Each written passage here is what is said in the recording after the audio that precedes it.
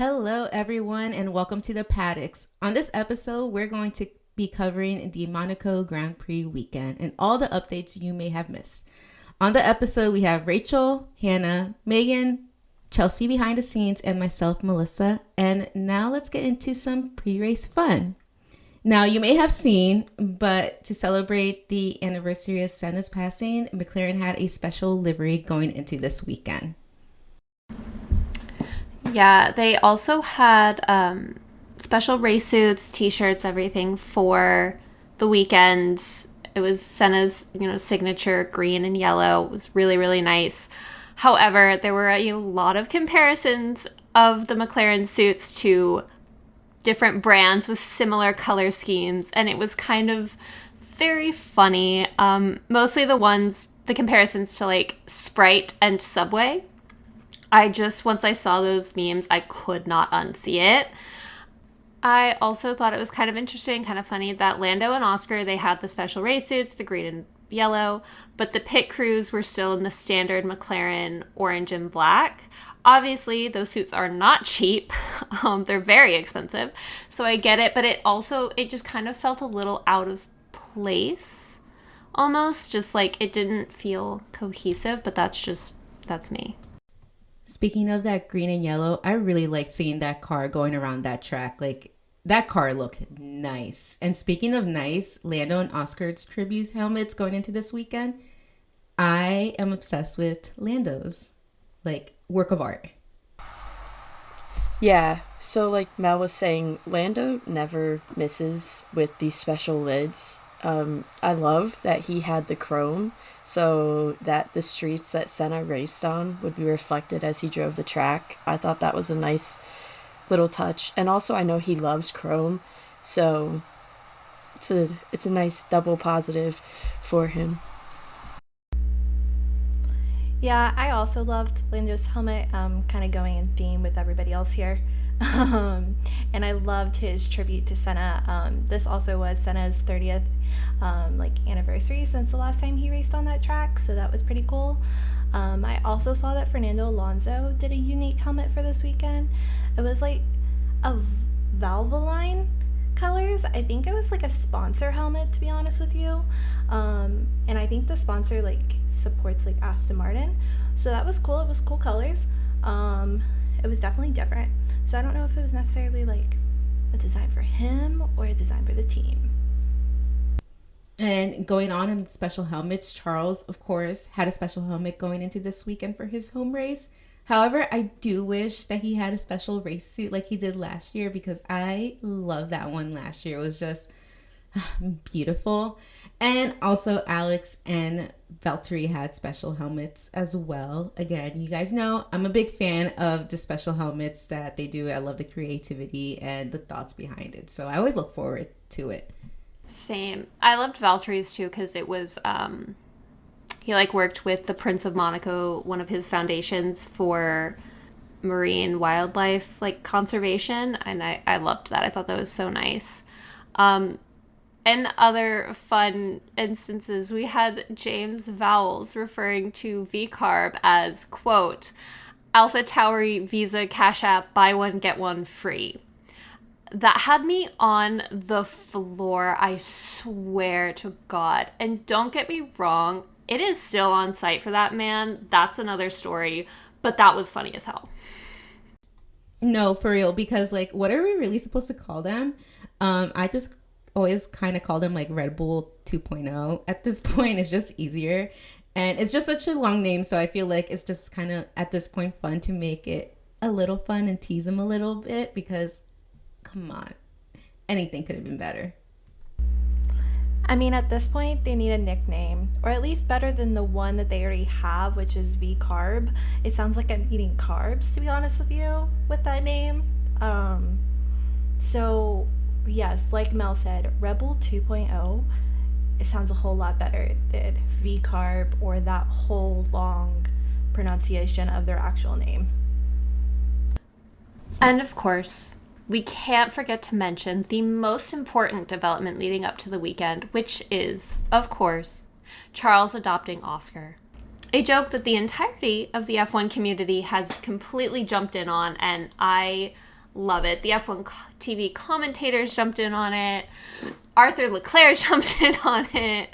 I'm still missing those pictures of Oscar and his baby brother Leo, but hoping we'll get those soon.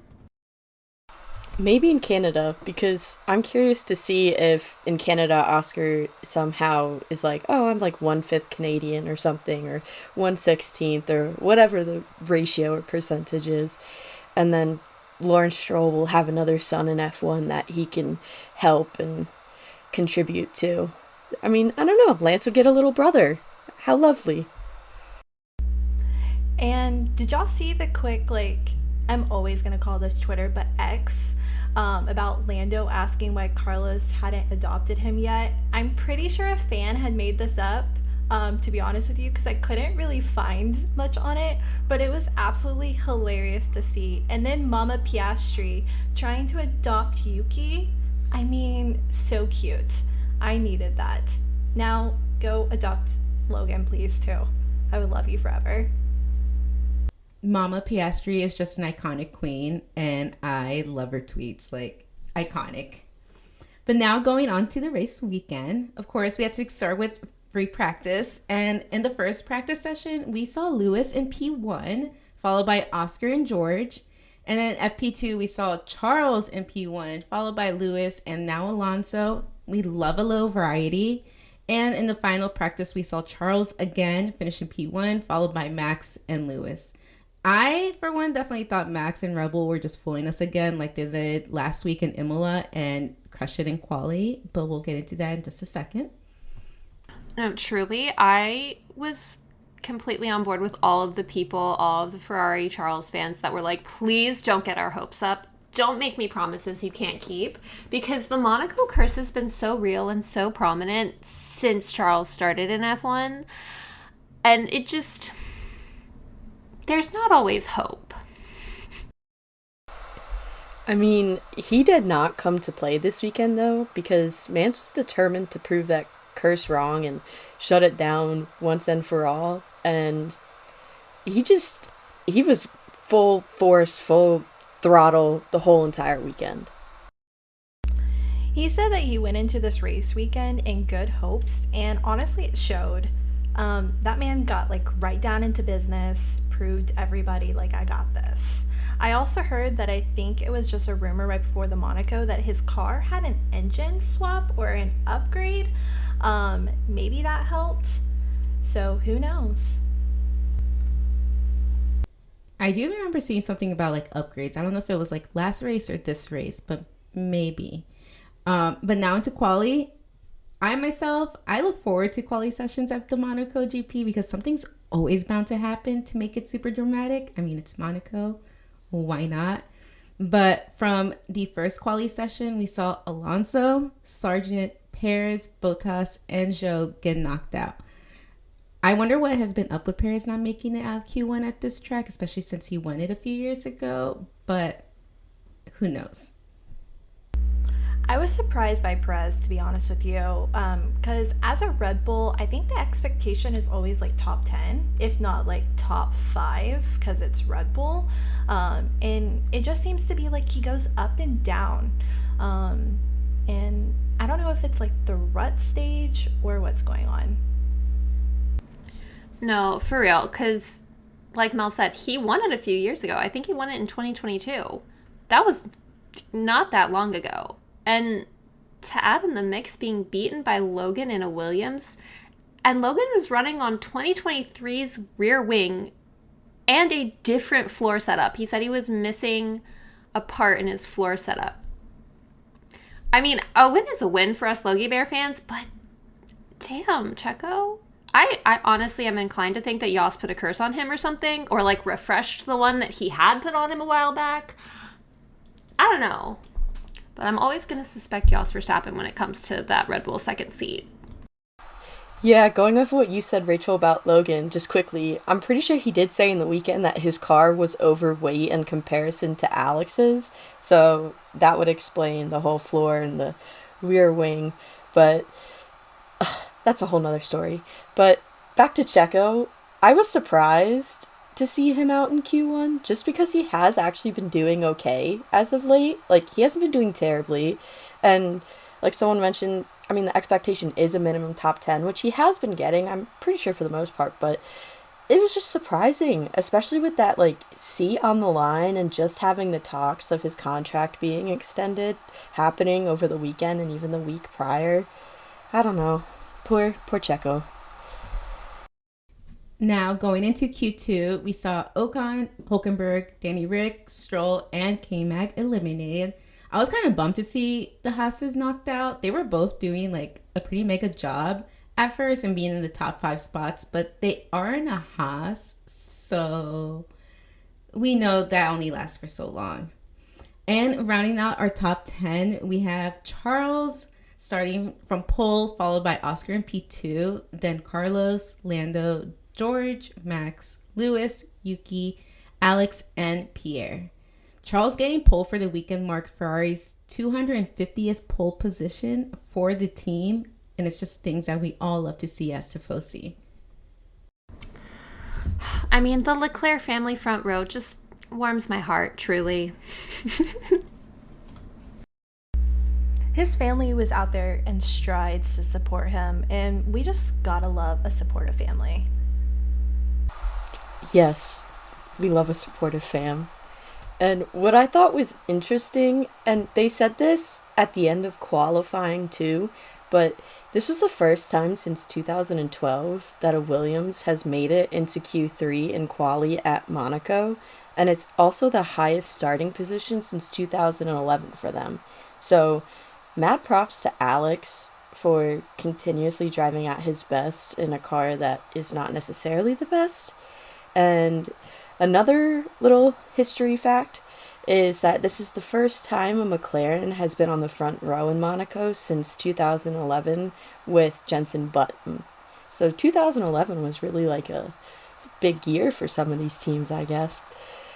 And Osk said that if he had combined the first sector of one lap and the second and third sector of another, I forget exactly what he said, he would have been on pole. But as Max said after the Miami race, it's all ifs and buts.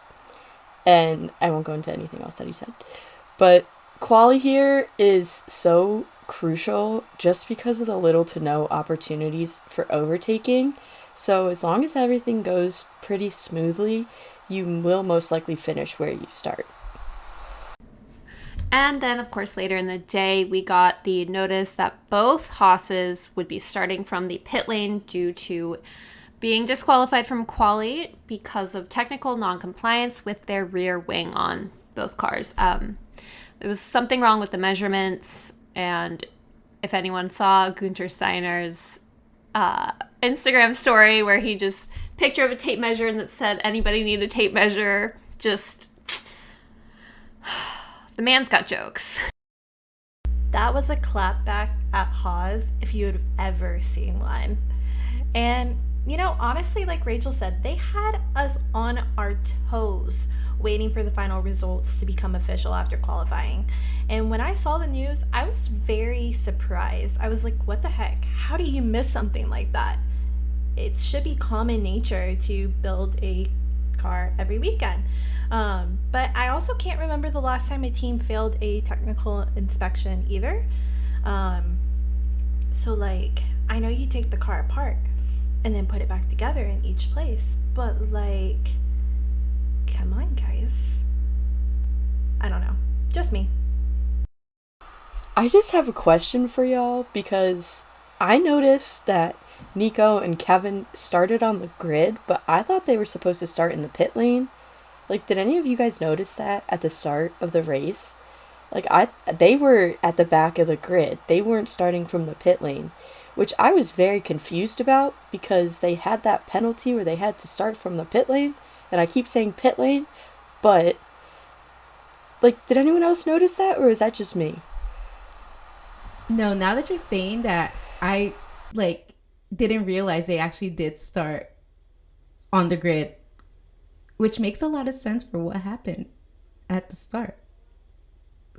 Like, do they get a penalty for starting on the grid instead of the pit lane? My thing maybe it has to do with the placement of the pit lane in Monaco and like the way it works. That's the only thing I can think of to why they would be allowed to start on the grid, because because that's a pit lane start, and that's what everyone was saying. But I don't know. I have to go look at the docs, I guess. If you think about it, yeah, they started at the end of like the grid, but who's going to question that? Like, who is going to go to the FIA and be like, hey, they were supposed to start in the pit lane, they started on the grid, then they DNF'd on lap 1. It's probably just a sweep under the rug at this point.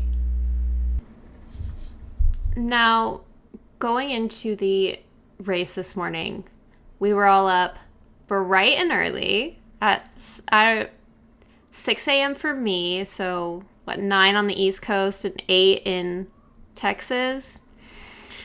Bright and early. And I still am not used to seeing a yellow McLaren, because that's not very common, but it was kind of jarring because it's such a bright yellow. Definitely took me a minute to be like, hold on, at 6 o'clock in the morning. But I don't know. I love it, honestly. It took some adjustment for me to realize who I was watching or seeing on the track, because I was so used to the orange, and then like the suits that they were all wearing were yellow, and I'm like, who is this team? That was definitely interesting and new. I'm not opposed to it. Like, maybe keep the livery for another race, but like, it was definitely an adjustment. I think it's just funny how, like, whenever they release the liveries before the start of the season, like, there's no color and no paint because, of course, the weight and everything. But then they come out with, like, these special liveries with bright colors. Like, I just thought of that. Like, make it make sense. Clearly, we can have fun with paint and colors. I definitely feel like that's just a way for them to be like, we're still figuring things out, so we're just going to blame it on this very minor thing until we figure it out, and then we'll fix it and put more paint on the car. But definitely got a huge wake-up call 20 seconds into the race. We had Carlos locking up, getting a puncture in, I think it was like turn 2, and then of course we're like, okay, yellow flag, and then boom, red flag. No idea where that came from. And then all you see is a shot of Checo's car and the 2 Haas's. I don't know about you guys, but for me, where I was watching, it took him like 20 minutes. Not really. It took him like 5 minutes to finally do a replay to show us what happened. And it was K-Mag clipped the wall, which knocked him into Checo, causing a multi-car collision with both Haas's and Checo, and boom, red flag. Absolutely just chaos. Straight chaos in that first lap. I am glad Checo's okay, because that was a nasty crash and that car was crushed. I wish all the luck in the world to the mechanics that had to work on that car, and RIP to that budget cap, because that's gonna cost a pretty penny for both teams. Like, oof. Not to go sideways, but did y'all see Red Bull's story of Checo? He literally got on a plane right after the race and went home, and he's like, I'm going to go relax. And he just seems so not out of it, but just like in a daze. And I just hope, like, for his sake, like, he's good, he takes the time he needs, gets some rest, and he hits Canada running and comes back in like strides, because after this one, I think that man deserves it. But anyways, back to the race. Hülkenberg also took some damage and had to retire in the wreck with K-Mag and Checo. So both Haas's are out, and it wasn't even like 2 minutes into the race. What is this? And it appears that no one was fined or anything for that either. So I don't know how to process that. I honestly, when I saw that wreck, I was like, oh, K-Mag's being suspended. Definitely K-Mag. And then, like, nothing came out of it, and I'm like, well, it's good for Haas, but, like, what? Truly, and Checo walking away from this crash just like completely unscathed is incredible, and just another testament to why these safety regs are so crucial.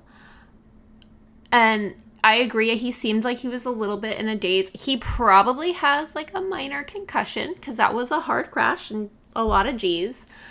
But the fact that that's a concussion's a lot, but the fact that that's all, he didn't break any bones, he's not in the hospital, he completely got out of the car is just amazing.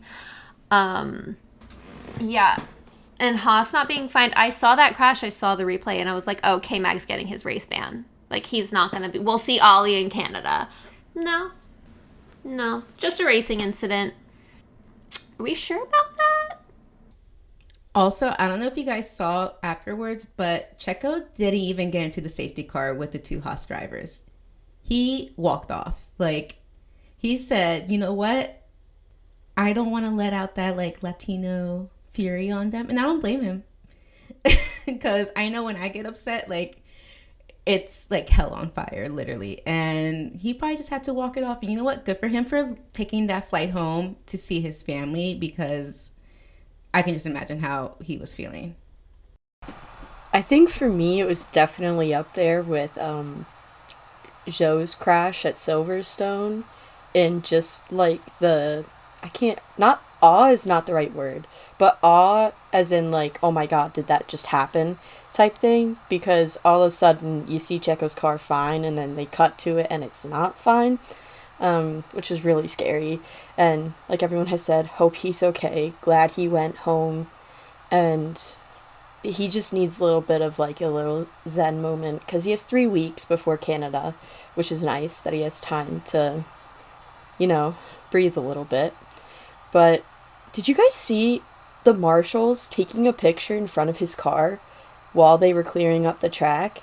I thought that was so disrespectful, because one, they should be cleaning up the track instead of doing that to get back to racing, but also Checo could have gotten seriously hurt, and the fact that it's just like a joke to them is kind of like, I don't know, it was a little upsetting to see. And also, like everyone has said, really surprised that no further action has happened with that incident, considering K-Mag should have backed out and didn't. They even had a little Jensen, I was watching through like ESPN, so Sky Sports, and Jensen was analyzing it, and he said he would have backed out like meters before K-Mag, so I don't know. Yeah, I definitely agree with, like, why are you taking a picture with a wrecked car? Because it's giving, I don't remember what race it was last year, but they did that with Charles' car last year. It wasn't a red flag, I don't think. I think the race was still going on. And they're just, like, posing with Charles' car while they wait for it to come, for the crane to come and get it. And I was like, that's a little unprofessional. And, my dad volunteers for CODA. My dad is a marshal. He's been doing this for almost a decade. And they, at least at CODA, and I don't know how this is over in other races, at CODA, they have very strict rules about what you are and are not allowed to do. You're not allowed to approach the drivers. You're not allowed to do a lot of things. So it always surprises me when I see them doing stuff like that and like getting autographs and taking pictures, because if you do that at CODA, you're not invited back as a marshal. You are not allowed to come back and be a marshal. So, like, I don't know. It's very puzzling. And then we had a third incident we had a nice little French Civil War going on between the two Alpines, with Gasly hitting Ocon and Ocon going a solid 50 feet in the air. Just absolute caught a lot of air right there. I'm not shocked that it happened. I'm a little shocked about how long it took for them to have a little French Civil War going on. Last year it was real quick. Australia, big crash. Proud of them for making it to Monaco. But yeah, they held out a little bit longer than I expected them to with that rivalry going on. Alpine definitely brought out their "This is our getting along" t-shirt for them, because Yeah, that was a lot. And I just want to know what the heck goes on in Ocon's mind during that. That airtime was definitely scary because it could have been so much worse. So much worse. And thankfully it wasn't. But Esteban, I just want to know what you have against your teammates. That's all. Like, I just need answers because there's always something going on. And it's just like, it just never, it's just a pattern that I have observed. So, Honestly, yeah. And then, of course, the Alpine team principal going on, I want to say it was Sky Sports France, and saying there will be consequences and they will be making a tough decision. That's a big yike, not just for Ocon, but like for the team as well. That's especially when we're not even to summer break yet. We still have like 2 months. But also they kind of did it to themselves. Like, if you really look at it, everybody knows the lore, the backstory behind Esteban and Pierre's relationship. Everybody knows they do not like each other. They can barely stand each other. So why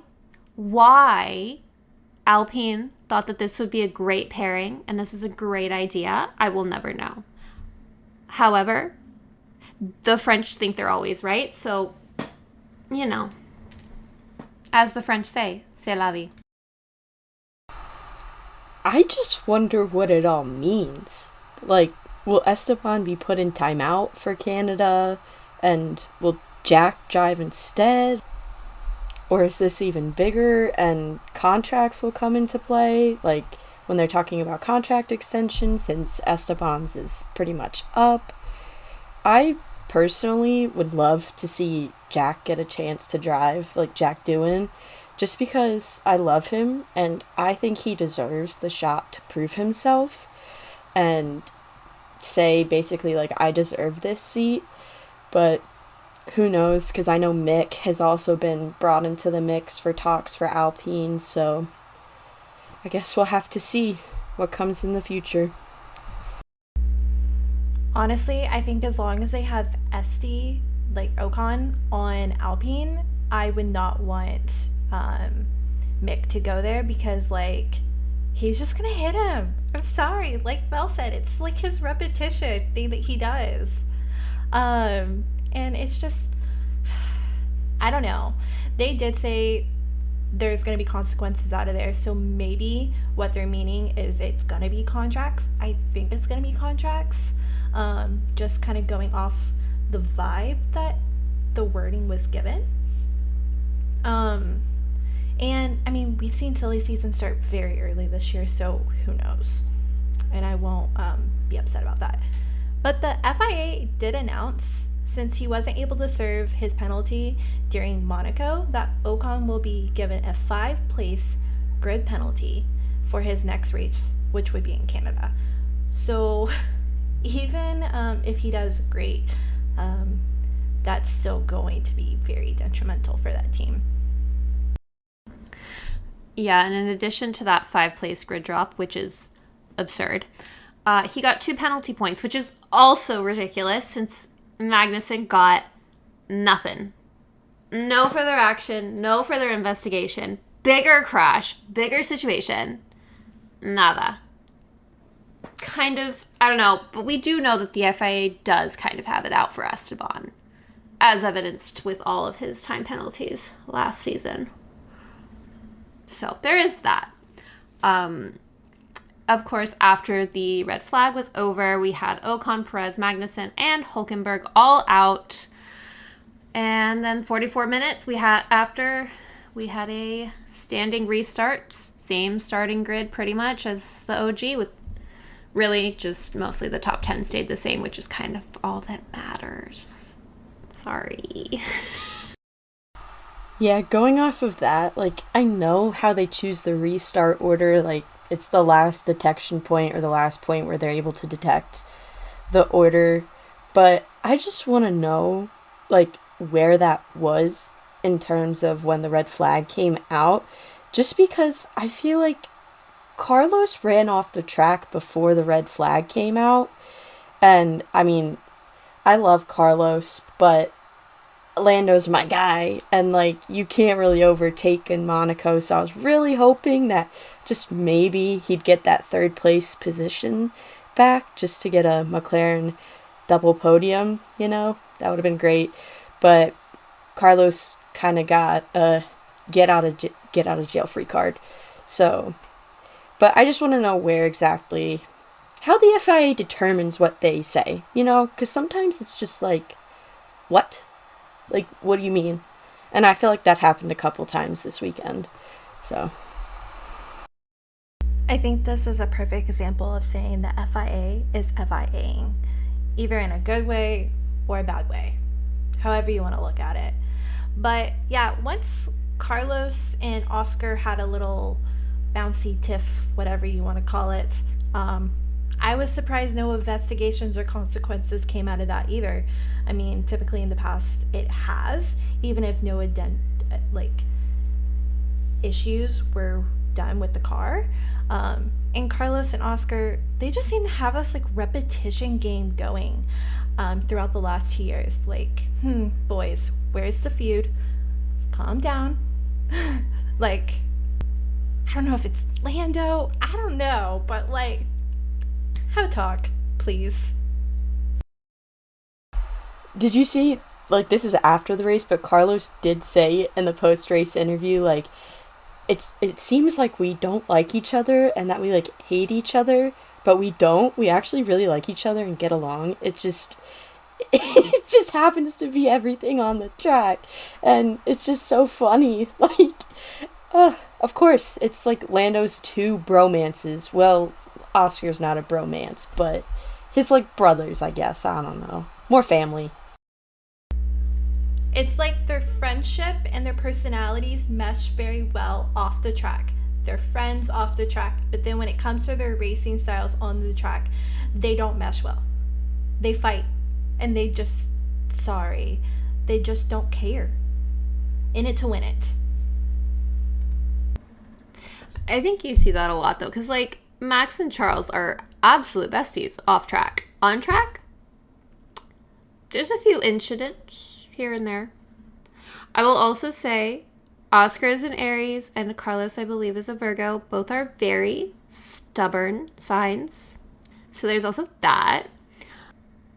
But I also am completely not over, speaking of Max, the commentators saying Max is in a Mercedes jail cell, which, like, is true. He was sandwiched between both Mercedes, and it was so funny, especially when you think about his relationship with both Mercedes drivers on the track. It's just like, bro was not super excited about that, for sure.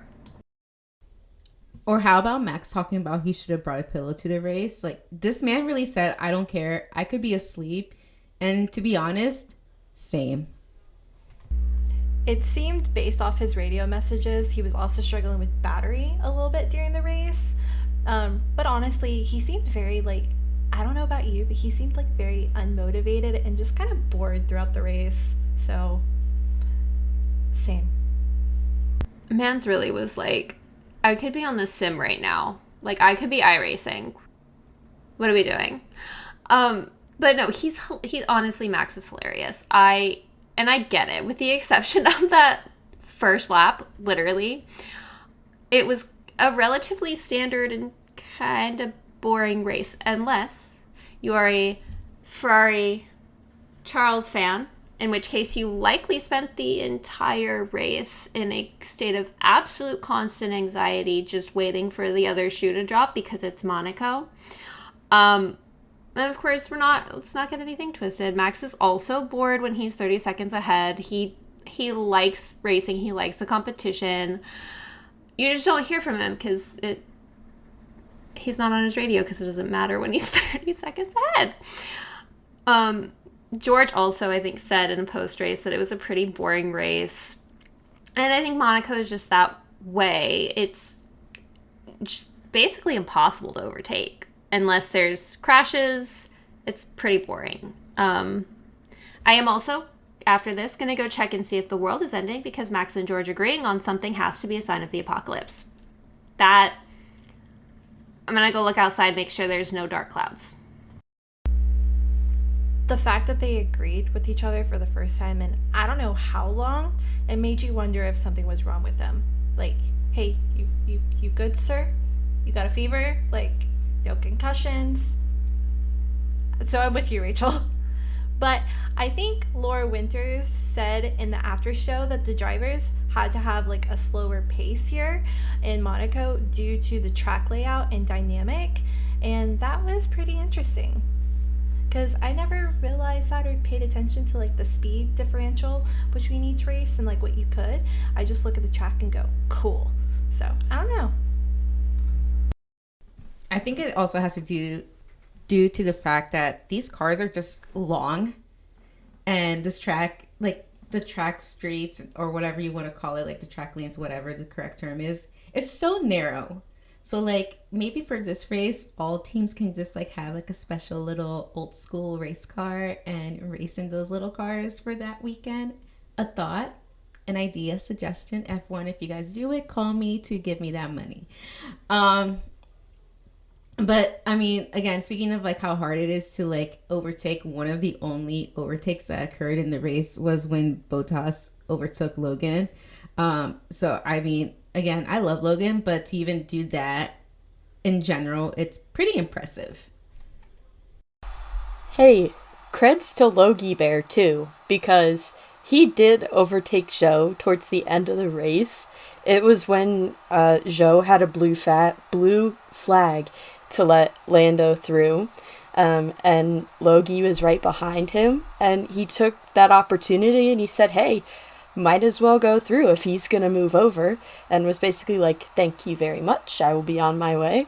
And he did it. So he got overtaken earlier, and then he didn't overtake himself. So good job, King, for being one of the only two overtakes at the no overtaking track.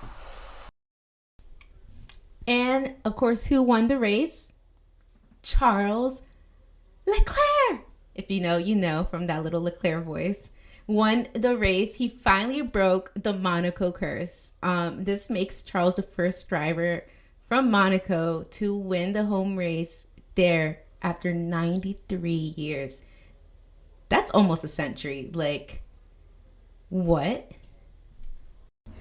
No, literally. And he's the first to win it when it's part of like the World Championship, the WDC and constructors and all of that. I'm pretty sure, I mean, 93 years, there's not going to be a person like alive today who's seen a Monegasque win that race. Like, that is absolutely incredible. Insane. I cried, not going to lie.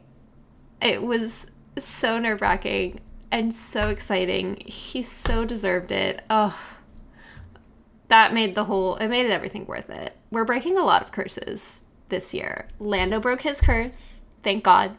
Charles broke his Monaco curse. Thank God. And I'm going to say it started with Max breaking the Bahrain curse last year. So next one up is the Nico Rosberg curse. Let's go. And of course, over here at PGP, we love our little fun facts. And we have one here where it's the first time in F1 history where the top 10 finish as they started the race. No changes or anything like that. So even then, like, it's insane when like little things happen. Honestly, I'm just gonna say this. Charles deserved this so much. It had been a dream of his since he was like a little boy getting into racing, and it was so special to see. And see all of his family there to support him. And did you see that the Bianchi family was there to actually support him with the Leclerc family?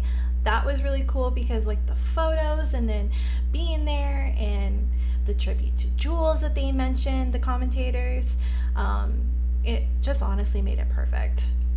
You can't have like a better weekend for him to win with everybody there to support him and the tributes and all that. Like, perfect. Chef's kiss. Yeah, definitely. As a Tifosi and a Charles fan, like, I was super ecstatic, and to be honest, I was like insufferable here at home for like the few hours afterwards because I just kept on like just dancing around in circles that he won, because it's been a while. It's been like almost 2 years since he last won. So it's again, it like Hannah has said, like he truly deserved that win, and Monaco finally loved him back. And also Oscar, my boy, you're growing on me, and I know that first race win will be coming soon. Like I feel it, and it'll definitely be this year. Like that's what I think. Like he's definitely gonna get it this year, and I just love his like IDGAF attitude. Like he just does not like give no F's, and I love that about him. But overall, after like that first lap incident, to me it was kind of a boring race, and some people, I won't mention any names that we know, were sleeping. So not including Max. But you know what? I'll take a boring race if it means that my driver will win at the end of the day. So worth it. Definitely worth the anxiety that I had watching it, especially the last few laps. But again, Charles won. Truly, truly. I mean, this was definitely another one of those, the entire grid is happy for the driver that won. Like, I genuinely cannot think of another driver that deserved this specific win more. Third time's the charm. He started on pole twice before, didn't get it. Third time, he got it. We love to see it. I swear I was sobbing. I mean, the actual ruling prince of Monaco was crying, so he truly is the actual people's prince of Monaco. Now, I guess we could call him the king of Monaco, but I mean, he deserved this. And to hear his radio, to hear it, it gives me chills. It makes me tear up even now. And it's just one of those moments that will live on in history forever. Yeah, his radio was one of the things that got me, especially when he was talking about his dad. And even Arthur saying how he was crying and how he wishes his dad could just be here to see this. That really got me.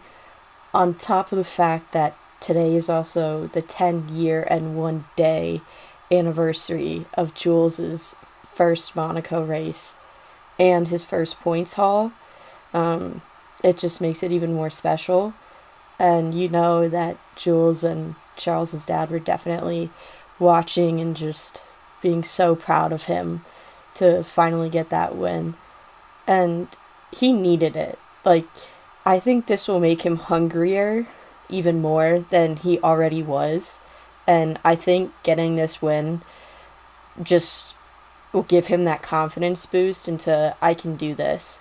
Especially since Ferrari and McLaren aren't far away from Red Bull in the championship. And Charles is in second. So, like, it's close. Like, he can get this. I'm praying for Charles.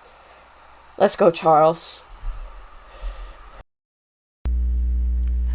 Honestly, I think the racing this year has been so good, and it's been so diverse. The other teams are closing the gap or pulling ahead now of the Red Bulls, and it's just really good to see the fighting back and forth. You don't know what to expect out of the race weekends anymore, and I like that. And no matter how good Max is, because I have to give it to him, because he's a great driver, I have been very excited to see some of the other teams and drivers like kind of steadfast and do good and come out with like upgrades. So let's see what the remainder of this season brings, because I think it's going to be a fun one. And we all thought this was going to be a boring season with Max winning all the races. 2024 really said, hold that thought. And just came in and surprised us with everything. And I am here for it. I'm so excited to see what the rest of the season holds. And additionally, in Fred Vasseur we trust. Honestly, we love Fred. This man can do no wrong anymore in my eyes, especially after like Miami when he was like with the McLaren people, and then like now like him and like his group. He just seems very like cool. But yeah, I don't know. It's like the mic drop. Like, watch it. Like, let's change. Fred is definitely my favorite team principal, especially seeing him jump into the harbor with Charles after the win. That was fantastic. I just wanted to add that little tidbit because love that man. Love my little Frenchman. That's all I can say about him. But we got Canada coming up in 2 weeks. And at this point, I think we'll see Ferrari and McLaren again on the podium. Don't know which drivers. Don't want to say which drivers. To be honest, I don't want to make any predictions because I don't want to jinx any of the drivers. But as always, I always hope for a fun and exciting race. I am bummed I won't be making it out there. And it is what it is, but there'll be other future races in the future and hopefully with the PGP game. But to be honest, I hope Stroll has a good weekend. It is his home race. And I feel like a lot of drivers just deserve a great home race weekend. Like, why not? I'm so excited for Canada, and not just because it's in a decent time zone for us on this side of the world. I agree with Mel. I think we'll see Ferrari and McLaren back up on the podium.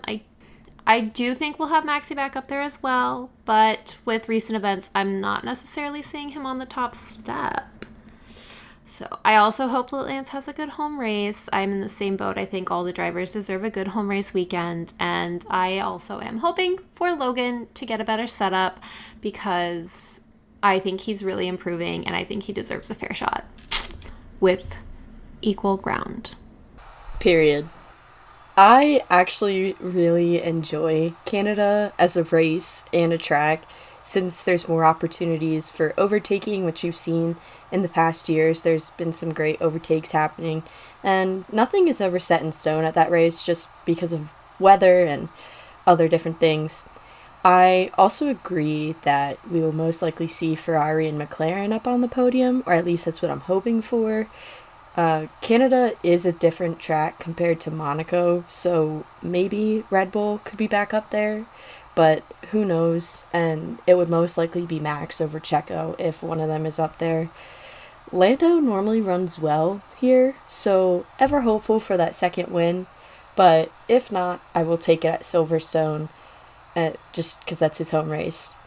And then, if I had to put other drivers up there, I'd like to see Oscar and Charles. Doesn't matter really which order. I would just love to see them both up there too. I'm really excited for Canada, and it's also another race in our time zone, so it'll be great to watch, and I don't have to wake up at the crack of dawn to watch a race. It's also a typical good race to view in previous years, so I do hope for a good race weekend again, and of course for Stroll, and that he finishes this year's race better, since last year he got 9th. I mean, I'm hoping for top 5, if not podium, but I know that's a little wishful thinking. But I won't really be making predictions like the typical 1, 2, 3, but I do hope for a good weekend for Ferrari and McLaren. But honestly, I would love to see a good race weekend from Williams, aka both drivers, and stake F1 team, because I feel like they could deserve a little bit of like a win. Maybe not like a win, but like maybe a points finish for one of them, because after all that pit stop like issues seem to finally be resolved, I just feel like, especially Zhou, like I feel like Guan Yu deserves it. I don't know. One can hope.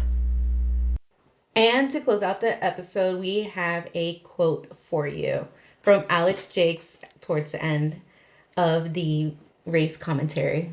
The grandstands he saw built as a kid growing up now rise for him, and for the first time in 93 years, this race is won by one of their own. Charles Leclerc wins the Monaco Grand Prix to achieve his dream victory in his own race.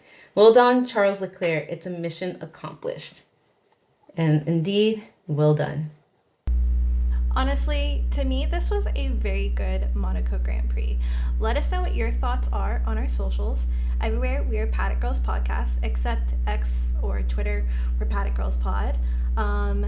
We'll see you next time when we record. Thanks for joining us in the paddock. See you next race. Bye! Bye! Bye. Bye.